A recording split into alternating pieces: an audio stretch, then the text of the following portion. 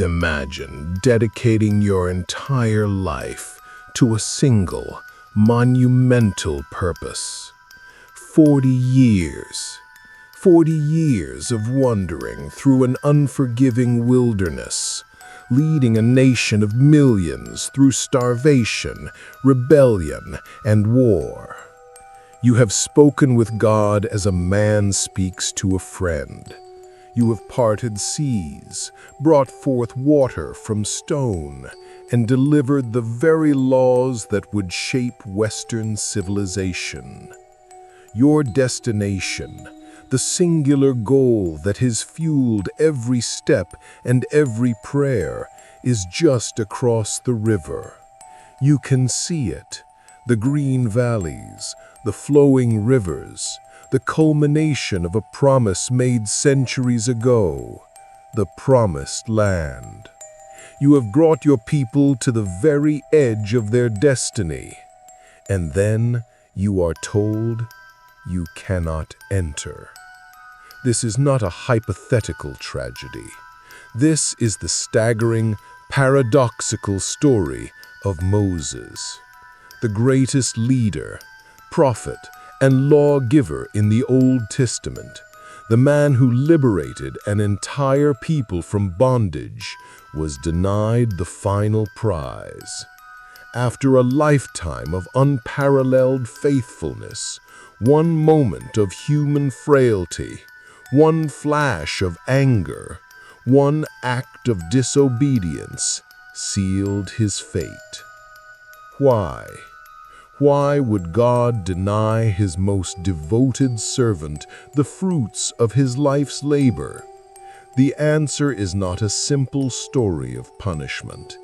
It is a profound and unsettling masterclass in leadership, the psychology of pressure, and the terrifying weight of a single split-second decision. This is the hidden truth behind why Moses, the great emancipator, died on the wrong side of the Jordan. To understand the weight of Moses' final failure, we must first grasp the sheer scale of his life and calling. His story doesn't begin in the desert, it begins in the heart of the world's most powerful empire, Egypt. Born a Hebrew slave under a decree of death, his life was a miracle from its first breath. Saved by the waters of the Nile, he was raised as a prince in Pharaoh's own court.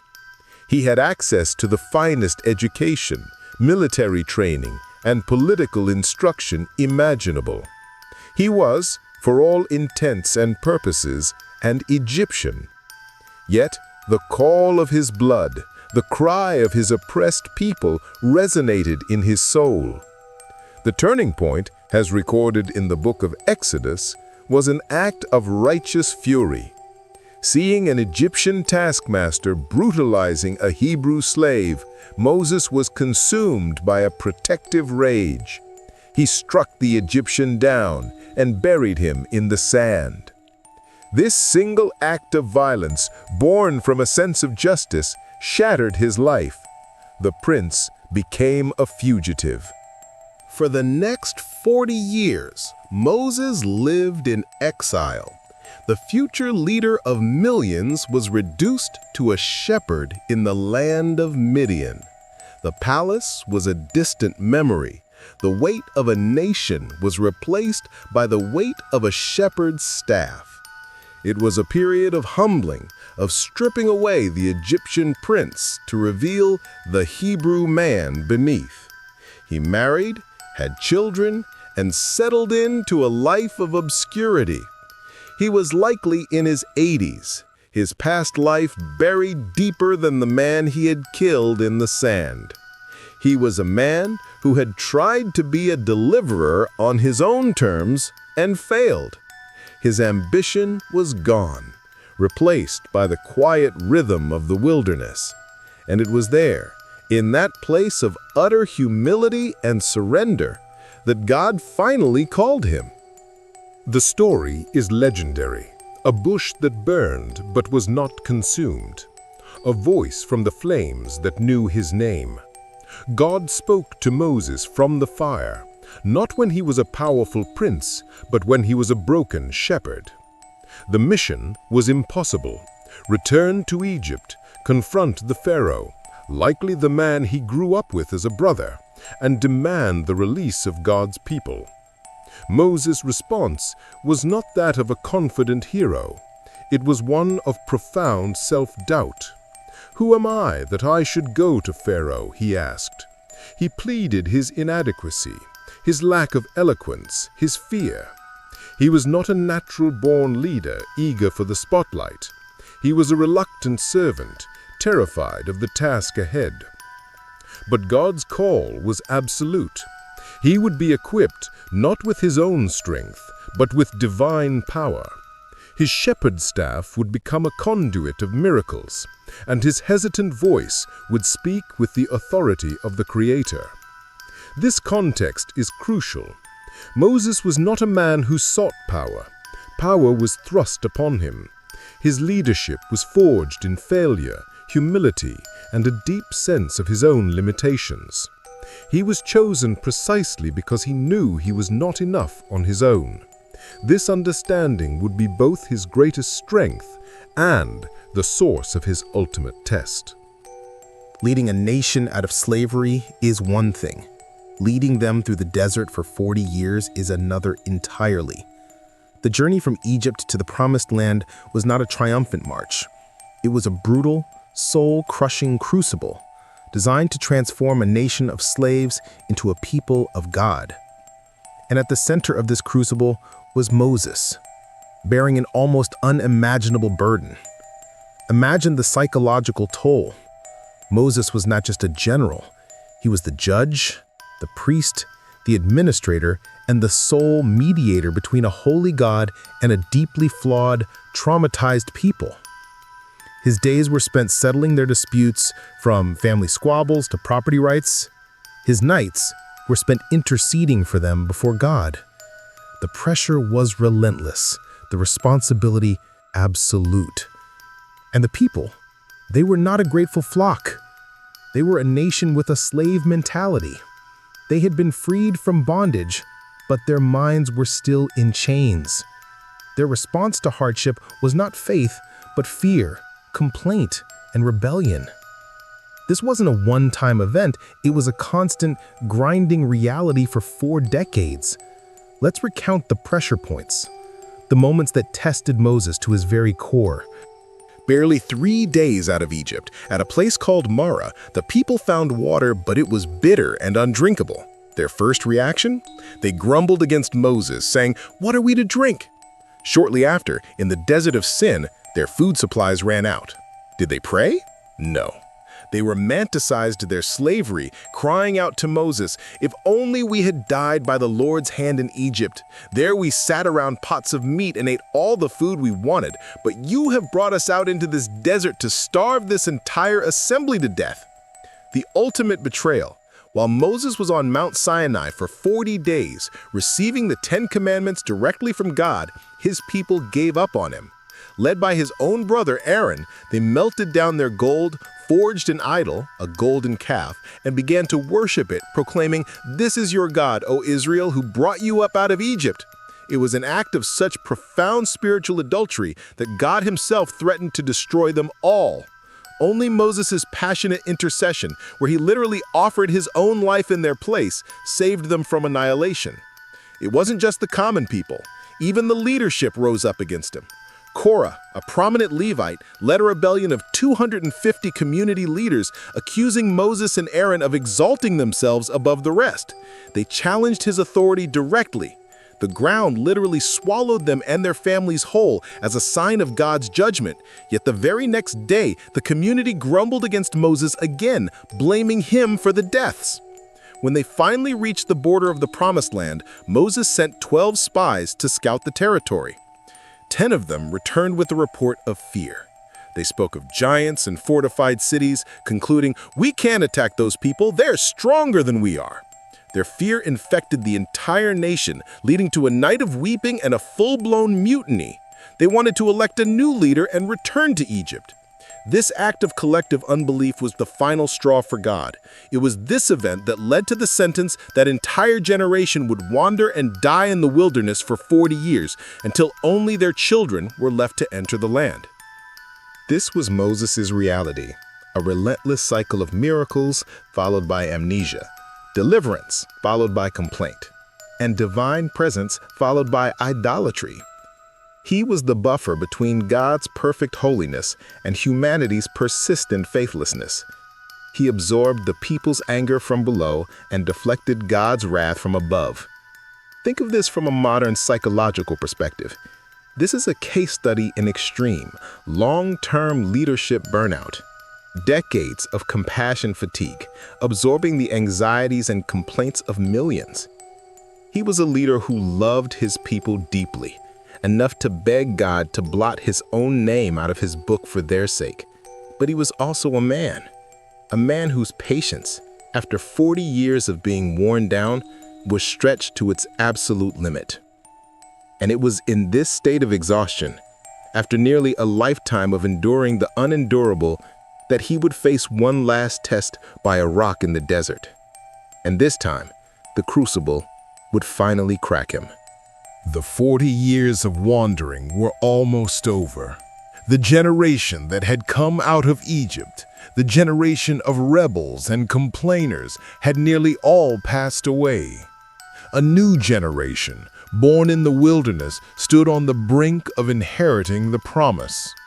They were at a place called Kadesh in the desert of Zin, and just as it had been for their parents, there was no water. The scene, described in Numbers chapter 20, is tragically familiar. The old patterns die hard. The new generation, despite having witnessed God's provision their entire lives, falls back on the same script as their parents. The community gathered in opposition to Moses and Aaron. They quarreled with Moses and said, "If only we had died when our brothers fell dead before the Lord. Why did you bring the Lord's community into this wilderness, that we and our livestock should die here? Why did you bring us up out of Egypt to this terrible place? It has no grain or figs, grapevines or pomegranates, and there is no water to drink." It's almost a word-for-word echo of the complaints from 40 years prior. For Moses, now a man well over 100 years old, this must have felt like a recurring nightmare. He had dedicated his life to these people, endured so much, and still they accused him of malice, questioning his motives and wishing for death. Moses and Aaron did what they had always done. They left the assembly and fell face down at the entrance to the tent of meeting, seeking God's intervention. And God, as always, was faithful. He appeared in his glory and gave Moses a very specific and surprisingly gentle set of instructions. "Take the staff, and you and your brother Aaron gather the assembly together. Speak to that rock before their eyes, and it will pour out its water. You will bring water out of the rock for the community, so they and their livestock can drink." The instruction was crystal clear. It was a test of faith and obedience, but also an opportunity for a miracle of grace. The command was not to strike, not to shout, not to perform some grand feat of power. It was simply to speak. The power was in God's word, and Moses was to be the mouthpiece. A simple word would be enough to quench the thirst of a nation. This was meant to be a demonstration of God's effortless, gentle provision. But something inside Moses, after a lifetime of frustration, finally snapped. He and Aaron gathered the people before the rock, but the man who stood before them was not the calm, humble servant. It was a man at the end of his rope, his face flushed with a righteous anger that had boiled over into personal fury. He looked out at the sea of complaining faces, and the words that came out of his mouth were not God's. They were his own. "Listen, you rebels, must we bring you water out of this rock?" Let's dissect that sentence. You rebels. It was a personal indictment, a judgment born of his own frustration. And then the fatal phrase, "Must we bring you water?" We. In that moment, Moses and Aaron put themselves in the place of God. They took credit for the miracle. It was no longer about God providing. It was about their ability to deliver. It was a subtle but profound shift from servant to master. And then came the action that sealed his fate. Ignoring God's command to speak, Moses reverted to what had worked 40 years earlier. He gave in to his rage. He lifted his hand, and with his staff he struck the rock twice. Water poured out in abundance. The people and their animals drank their fill. The physical need was met. The miracle, in a sense, had occurred. But the spiritual command had been violated in the most public way imaginable. In his anger, Moses had obeyed in deed, but disobeyed in spirit and in method. He had performed the right outcome through the wrong action. And in the quiet moments, after the thirst of the nation was quenched, the divine verdict was delivered. It was swift, severe, and heartbreaking. Because you did not trust in me enough to honor me as holy in the sight of the Israelites, you will not bring this community into the land I give them. Just like that, it was over. 40 years of leadership undone in a single moment of anger and pride. He had struck the rock, and in doing so, had struck down his own destiny. To our modern sensibilities, the punishment seems disproportionate to the crime.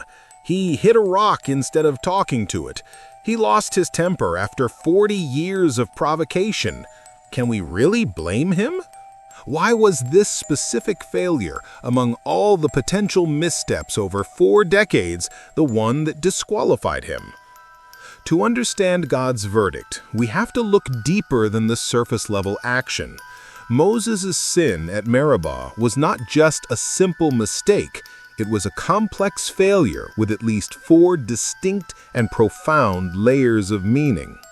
At the most basic level, Moses was given a clear, direct command, and he did not follow it. God said, "Speak." Moses struck. In a relationship defined by covenant and obedience, especially for the leader who was the model for the entire nation, this was a serious breach. All of Israel was watching. If their leader, the man who spoke with God, could pick and choose which commands to follow, what message did that send to the people? Leadership, particularly spiritual leadership, demands a higher standard of obedience because the leader's actions set the precedent for everyone else. This is the heart of the issue. God's instruction to speak to the rock was intentional. It was designed to display his nature as a God of grace. A simple, gentle word was all that was needed to bring forth life-giving water. It was meant to be a miracle of effortless provision, demonstrating that God provides for his people not out of anger or frustration, but out of his goodness. When Moses, consumed by his own rage, struck the rock, he fundamentally misrepresented God before the people. He painted a picture of a deity who was just as angry and exasperated as he was. He made it seem as though God provided for them grudgingly, that the miracle had to be violently wrested from the stone. In his anger, he projected his own human emotions onto God. The text says the reason for his punishment was because he did not honor me as holy or sanctify me in the people's sight. To sanctify God is to set him apart, to show his character as unique and separate from the flawed emotional nature of humanity. By acting in his own fury, Moses blurred that line. He made God look like a petulant human ruler, not the holy, merciful, and powerful creator. He failed the primary job of a prophet, to represent God accurately. For Christians, there is a profound theological layer to this story that makes Moses' action even more significant. The New Testament Apostle Paul, in his first letter to the Corinthians, makes a startling statement about the Israelites in the wilderness. 1 Corinthians chapter 10, verse 4. For they drank from the spiritual rock that accompanied them, and that rock was Christ. The rock in the desert was not just a rock. It was a type, a foreshadowing symbol of Jesus Christ. Just as the rock provided life-giving water in the desert, Christ would provide the living water of eternal life. Now consider the history. The first time the people needed water, back at the beginning of their journey in Exodus 17, God commanded Moses to strike the rock. This single strike is seen as a prophetic symbol of Christ being struck once on the cross for the sins of the world, a sacrifice that, once made, would never need to be repeated. Decades later, at Meribah, the command was different. Speak to the rock. The provision was still there, but it was now to be accessed through communication, through faith, a symbolic representation of prayer and relationship with the already sacrificed Christ. When Moses, in his anger, struck the rock a second time, he symbolically violated this profound spiritual picture. Theologically, he was treating the all-sufficient sacrifice as if it were not enough, as if Christ needed to be struck again and again. He marred the divine portrait God was painting throughout history. When viewed through this lens, his action was not a minor infraction. It was a desecration of one of the most powerful prefigurations of the gospel in the entire Old Testament. His punishment was not just for disobedience or anger. It was for failing to steward the sacred symbolism entrusted to him. The story of Moses at Meribah is more than an ancient religious text. It is a timeless and deeply human psychological drama. It's a case study that speaks directly to anyone who has ever felt the crushing weight of responsibility, the slow erosion of patience, and the danger of burnout. Let's perform a psychological autopsy on this moment of failure. No human being is an infinite well of patience. Moses had been on the receiving end of negativity, accusation, and rebellion for 40 years. In modern psychology, compassion fatigue is a real condition, often affecting caregivers, therapists, and leaders who are constantly exposed to the trauma and distress of others. It leads to emotional exhaustion, cynicism, and a reduced sense of efficacy. Moses was the ultimate caregiver for a nation of millions.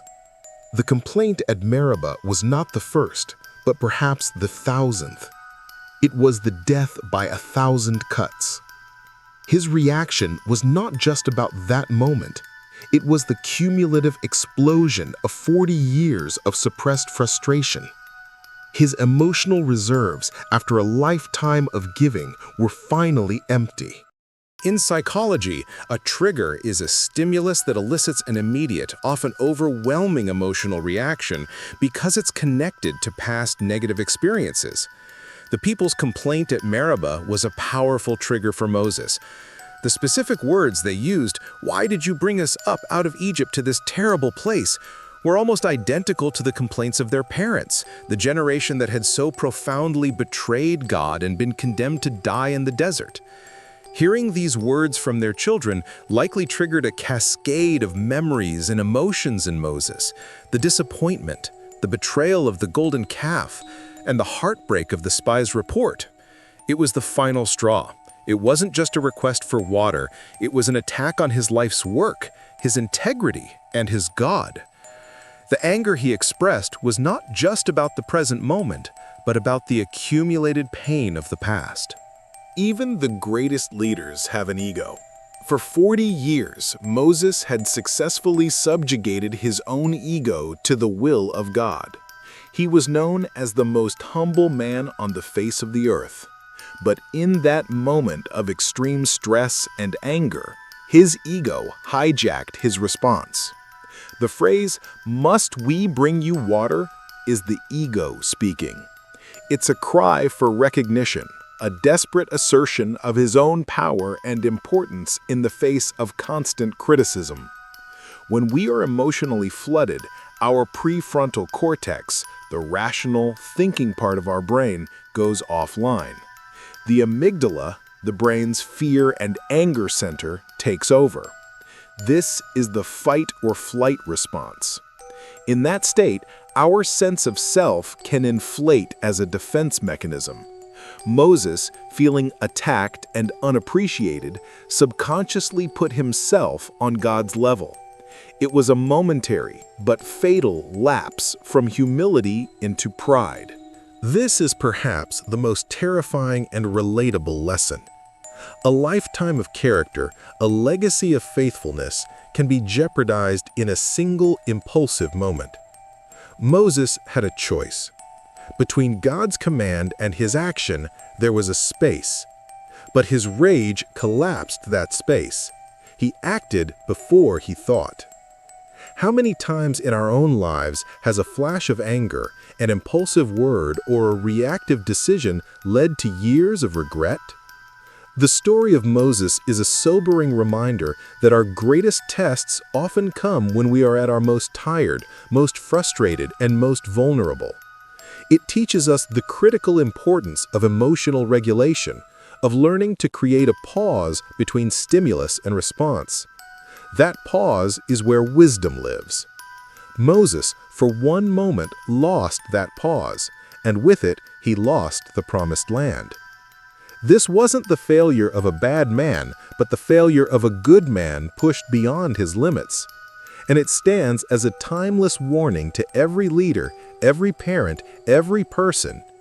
Guard your heart, especially when you are weary, for a lifetime of integrity can be undone in a flash. The final chapter of Moses' life is recorded in the book of Deuteronomy.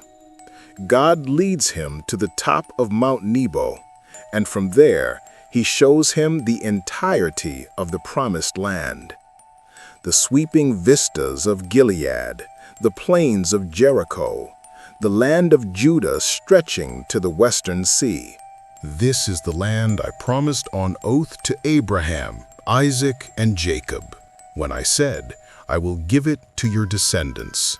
I have let you see it with your eyes, but you will not cross over into it. And there, on that mountain, in sight of his life's goal, Moses, the servant of the Lord, died. God himself buried him in a secret grave, and the people of Israel mourned for him for 30 days. His life's journey was over.